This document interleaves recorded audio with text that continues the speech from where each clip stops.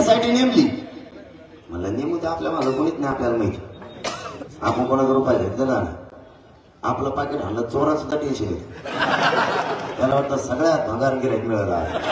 पाकिटात काहीच नाही सापड. आपल्या पाकिटात काहीच नसतं कागद आणि त्या कागदावर लिहायला असतं कोणत्या गावाला जायचं आजची सभा पुढे. मी संभाजीनगर हॉस्पिटलला आणि ती नेमली. पत्रकारावर असे तुटून पडले माय तुमची यासाठी नेमली यासाठी नेमलं.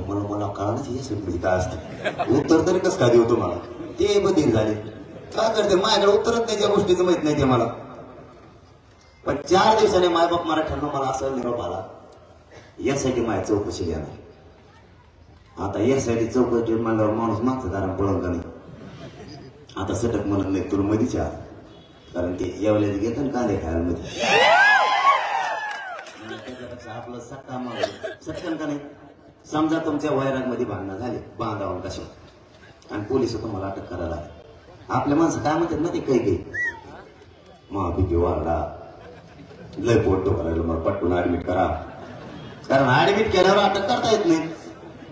आता माझ्या चौकशी यासाठी यायची म्हणल्यावर मी आधीच ऍडमिट आहे का नाही.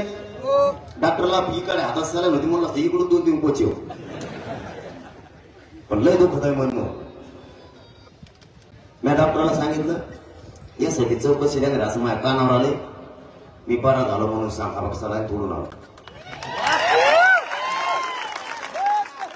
मी बरा झालो म्हणून सांग सोड मला 2 दिवस झाला अंतरवलीचं बसलो. आता येईन मग येईन मग बारा दिवशी तरी येईन यायनाच ना यासाठीच आहे. मग दौरा टाकला कवा फोन कर इथून जर चौकशी नाही आलो तिथून पुढं मागच्या दारातून पळून जाणारे आवाज आपली नाही.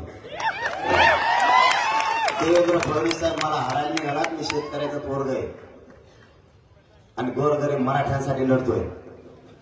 मी जवळ जिवंत आहे देवेंद्र फडणवीस साहेब जवळ हरणार तर नाही पण ओबीसी कोणच आरक्षण घेतलं.